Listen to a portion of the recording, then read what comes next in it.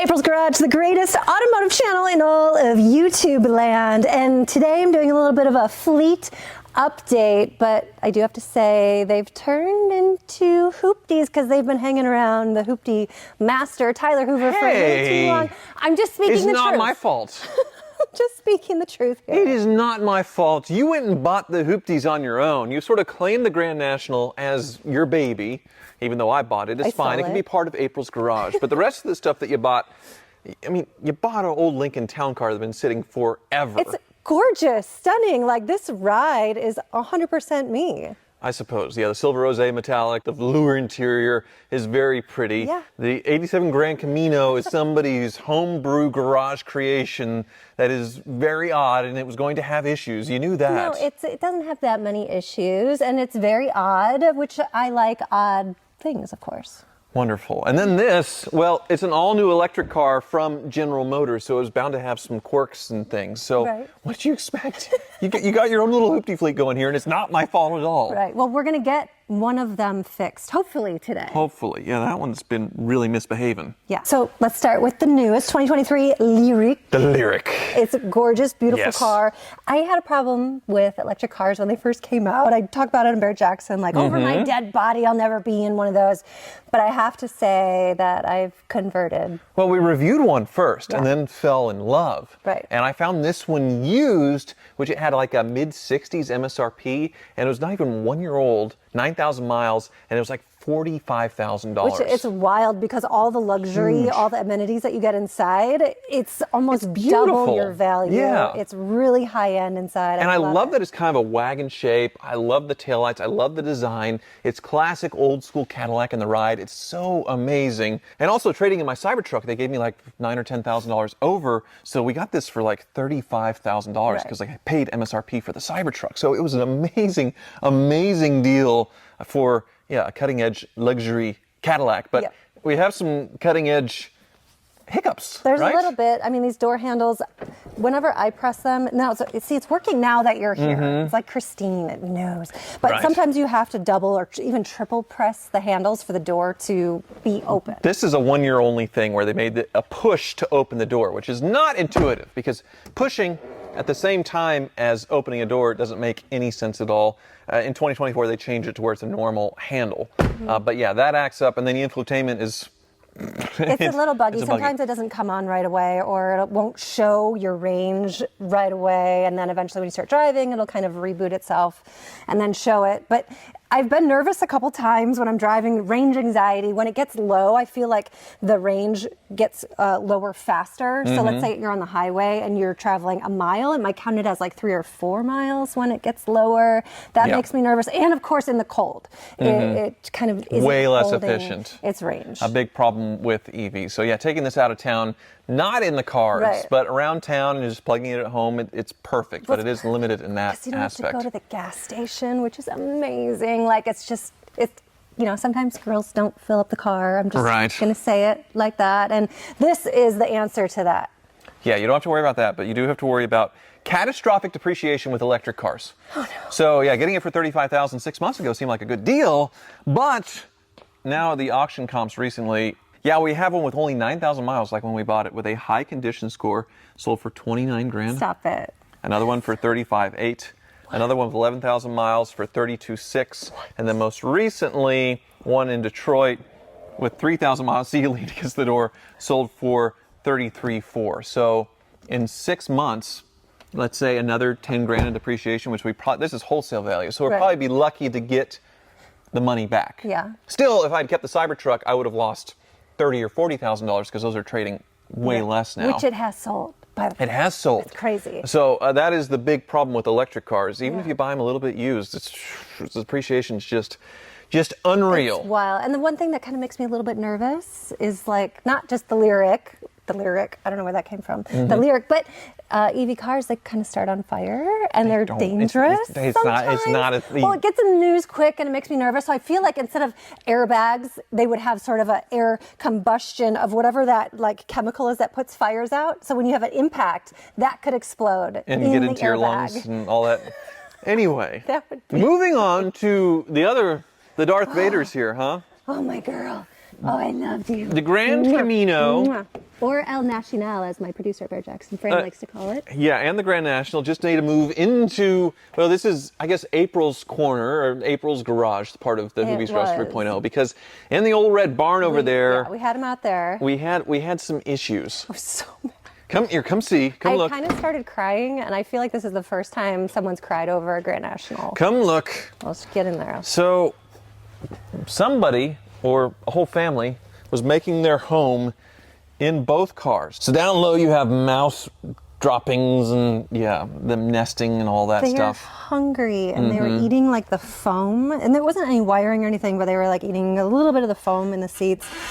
I put a bunch of mouse traps back there, didn't catch any. Right. But we saw evidence that they were in there. This building has some mice in it. We've caught some. We're able to seal this building up a lot better than a barn that was built in the 1940s with two, big. So right. This got moved into here. Her Grand National neon sign. Yep, that's not broken because we broke the first one.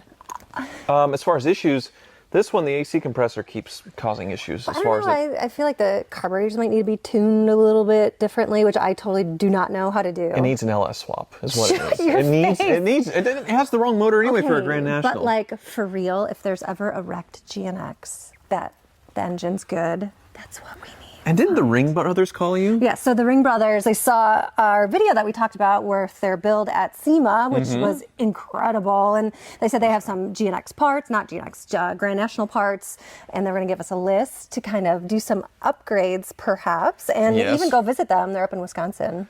Yes, go before the snow comes, which is going to happen any second now. So, exactly. Yeah, the sad thing about this is it's hard to drive because of the carburetor tuning. I think it's the AC compressor, personally, that's slowing down and locking up again because it happened once. Because you turn it off and it does idle just fine. But really, since it's a 305 that's kind of wheezy, it could be upgraded. It could be April's first build, I think. Wait, you would put an LS in here? Sure, but the turbo? You'd be okay with that? Yeah, that's fine. And then, get some Ring Brothers parts since it's already heavily customized. We don't want to mess with perfection here. Right, of course. With the 87 Grand National. We'll just leave it alone. That needs to stay original. But why not? This is already some crazy thing. Why not? I love it. But it needs to be a GNX motor. If there's one laying around. That would be a lot harder. It would be a lot worth it. I don't know. What do you think? Can you guys help me convince him? There needs to be a GNX Heart in the Grand Camino. So other than the mouse home, this one's going down the road just fine. This one's a little finicky, but it drives okay. The Lincoln has been a problem basically from day one. Yeah. It was maybe not the best purchase. 40,000 miles, it had been sitting forever, and the transmission failed.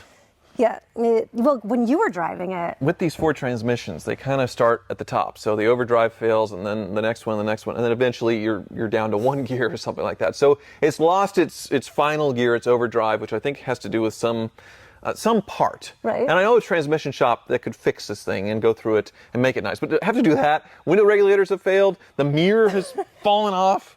Why did that happen? Like, the mirror is just the glue just fell off. Yeah, just the glue just sitting out in the sun for a day. Because this thing has sat forever. So recommissioning it is going to be a process, and the process has been delayed because we've been busy with other stuff. So this is sat for 6 months. I assume you want to use it, right? Yeah, of course. How much do you think a new transmission? Well, we can just drive down and find out. Right now? Yeah.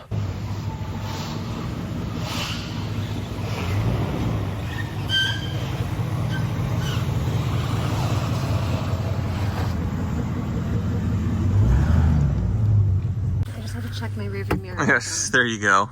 Okay, good. I like it because I can kind of watch you. I suppose. Yeah, it's just a dangly thing. A dangly thing. Yeah. Thankfully, I think it's the universal one. At least that setup looks like it. To where that could be fixed pretty easily. Okay.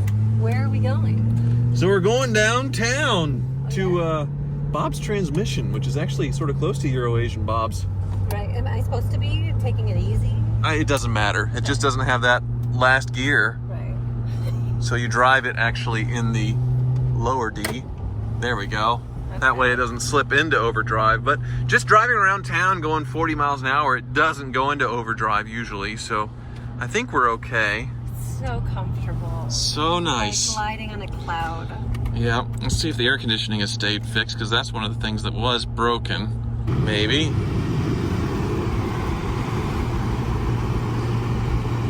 Now it's cool. Yeah, now we got some cold air, so that has stayed fixed. That's nice, but I know some of the windows are in the process of failing. Maybe it was the back one. Yeah, both back windows I think have died. Is this illegal? I feel like a cop's gonna see this. Be like a Karen, be like, how dare you? Maybe. But shame on us for not using this car, getting it fixed and enjoying it, because it is nice. It feels like you're on a nice yacht in a calm ocean, swaying along. Oh yeah. It's well, glorious. When you get the estimate for the transmission rebuild, you may not be Like how very much, calm. But like for real, how much do you think? I don't know what anything costs nowadays.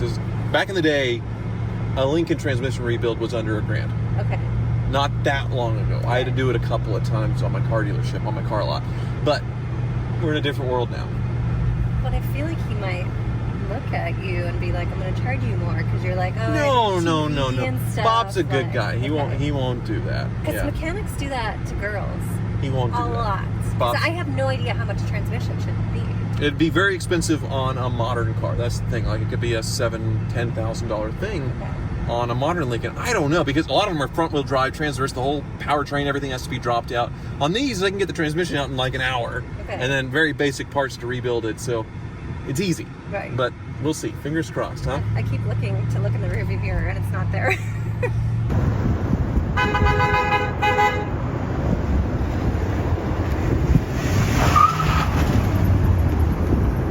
Well, we're back, and it was very, very good news.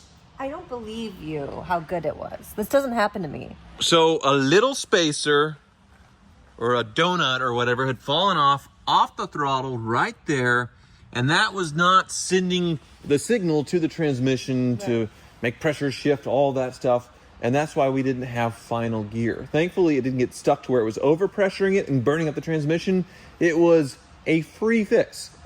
Literally free. I gave him some money because I felt bad. He's like, it's free, there's no charge. It was like 5 minutes. No ticket, and then you pulled out $200, and he only wanted $100. He's like, don't worry about it. This is like the best guy ever. But I still feel like you guys are messing with me, because I've never left a mechanic without them saying, and there's this, and there's this, and there's something else. I know. And then all of a sudden it's $5,000. Yeah. Like, that's my life. A big shout out to Bob's Transmissions. He didn't want to be on camera. He's not an on camera, doesn't want to do it kind of guy.